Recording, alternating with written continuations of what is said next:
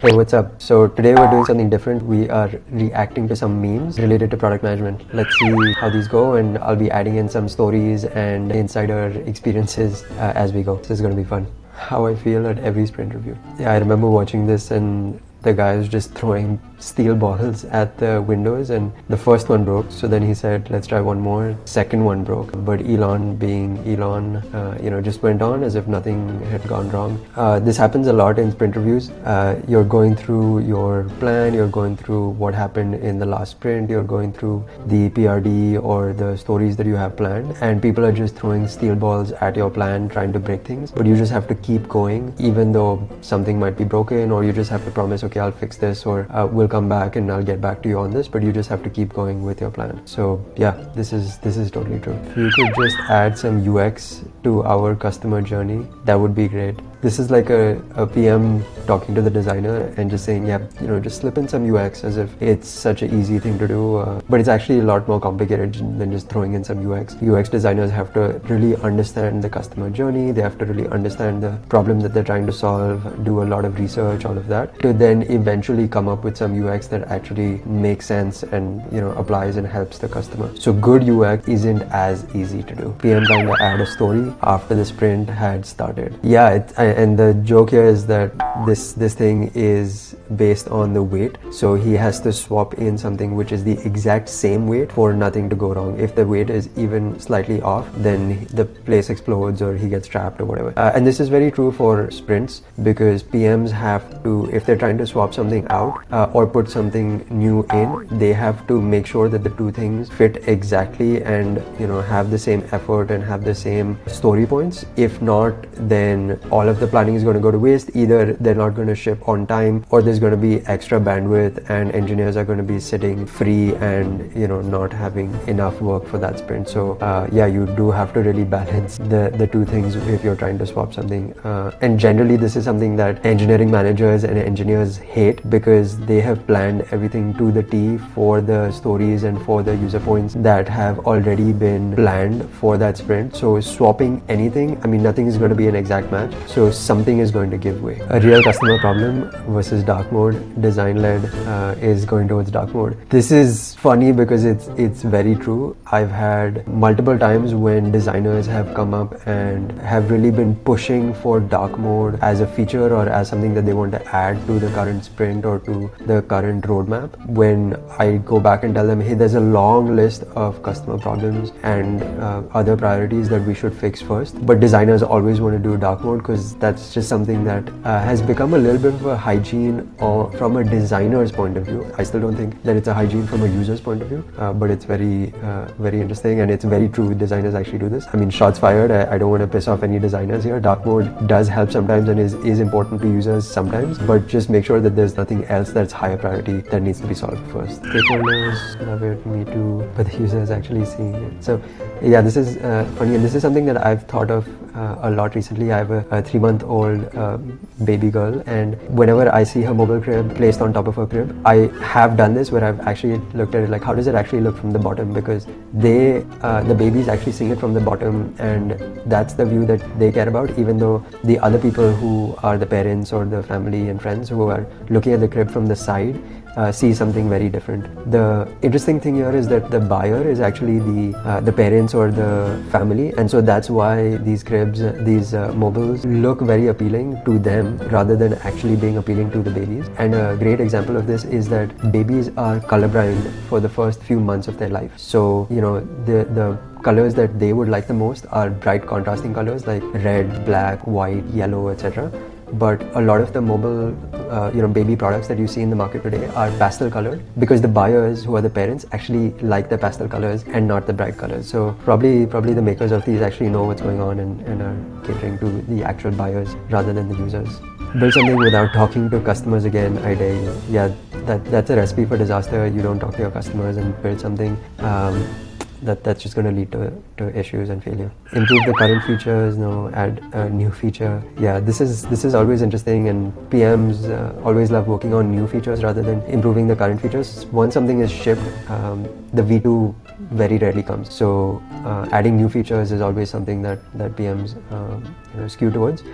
Even promotions end up sadly being about how many new features have you shipped, but rarely take into account how many current features have you improved, or even how many bloated features have you removed from the app. I mean, end of lifing a product is not something that you get promoted for. So sad but true. You should build a quick pay feature next. Build a bookmark feature next. Build a QR code feature next. Build my feature next. That one. Yeah, there's always people chasing you to build their feature because they heard this from a customer, or this is their own personal experience, or this is what their friend said is needed in the product. This is a constant battle, and as the PMs have to stick to their gut and stick to their own perception and intuition to figure out what actually needs to be built. I added all the product features that each of you demanded in the product. Now our product is a worthless hodgepodge of complexity. I appreciate your input. I couldn't have failed without you. Teamwork. Yeah, that's a recipe for disaster if you actually listen to the features that everyone is telling you about and build the product based on that. You're just going to get a hodgepodge of complexity without a cohesive story or theme around it. So you definitely want to avoid that. Thanks for your product idea without any research or feasibility. I'll put it in the backlog at the very bottom. This is my tactic and my tip. As a product manager, if you're constantly hearing ideas from a bunch of different stakeholders and folks, just take the ideas, put them in the backlog, and then forget about them. When I was at Okta, I had a backlog of like 300 or 200 story points. So definitely wasn't getting to all of them. I would just put them so that the stakeholders are happy and get a Jira ticket saying, hey, here's the feature idea that you gave me. Here it is on the backlog. You can track it, but it's not moving from there. To first date, I also love trekking, eating out, rock climbing, and playing ultimate frisbee. You basically can't keep me home on a weekend. Wow, I wonder how he prioritizes. Maybe he uses a tool or a round robin scheme. Sounds lovely. So the girl is actually thinking from a prioritization and like a product management standpoint. Okay, so are you ready to order? Weird menu. They serve Indian and Italian, no product market fit, and the font sucks. I will have number 3. Yeah, so the girl is like, it's a curse for product managers. Whenever we see a product or whenever we're out in the wild, we're constantly like evaluating and thinking of things from a product management standpoint. By the way, my ex-girlfriend owns this restaurant. I hope that's not weird. I need a competitor analysis. Not at all. So fancy. So can I call you again? Easy thinking, a hot fix, a sprint, or a long-term roadmap? And that's pushing it. I've never thought that. Now that the onboarding is complete. Yes. So as soon as she sees a reciprocity of product management culture and theme, she's instantly in love and like forgets about all the other bad stuff. Just hire a product manager. How hard can it be? It's very hard. I mean, as someone who is constantly interviewing and hiring product managers, this is the hardest thing because your vision of what this product manager needs to do and needs to be will never match any of the candidates that you get in interview. And then you have to figure out for each candidate, will they fit, will they not, and you have to kind of make decisions on each candidate before you see the next candidate, and it's just very hard. The product management role isn't unfortunately as cookie cutter as engineering interviews where you can assess them on technical skills, assess them on a few other soft skills and make a decision. The product management role is so vague and so different that each role that you're hiring for is different, each product manager is different, and you have to really make a judgment call on what's going to fit the best. Your resume is good and the interview has gone well. One last question. Do you have a life? No. You would make a great product manager. Software. Yeah, this is actually eventually a lot of times of how product managers are picked. I would call this hustle. If you have hustle and if you have the product management, skill set and vibe and culture where you're just the go-getter, that's probably how you will get a product management role because you fit the culture well and you will hustle as a product manager. Starting a new PM role and logging into Jira for the first time. Backlog items, yeah, it's just a pile of shit. This is probably what happened to the person who inherited my backlog at Okta with 300, 400 features in the list. It's just a pile of backlog items. You just keep them there and you ignore them and then you just keep adding to it and go on with life. Product Manager's Guide to Prioritization. So step 1, list all the features, okay.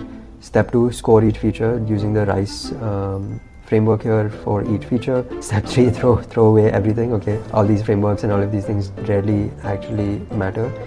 Step 4, build what upper management tells you. Yeah, for junior PMs, this is very often true. You do all of this analysis and do all of this thinking because that's helping you build your skill set. But then eventually, it's just what comes from the top down. Google actually famously, and to their credit, tries to not do this. They try to be as much bottom up as possible. So upper management tries not to push features down to PMs to build. But I'm sure this happens even at Google and every org at some level and to some extent. Product management. What my friends think I do, yeah, they think I'm like, managing products on a shelf or something. What my mom thinks I do, Steve Jobs launching the iPhone. What society thinks I do just sitting at a desk being a project manager. What my colleagues think I do, just a monkey who's reading through research and coming up with ideas. What I think I do is like saving the world. What I actually do is running around a chicken with its head cut off. It's like, yeah, just scrambling and just like hustling, basically, going back to hustling. The truth is under this paper. What your calendar will look like as a PM. Filled. Yeah, my calendar is always filled as a PM. I'm constantly going through meetings.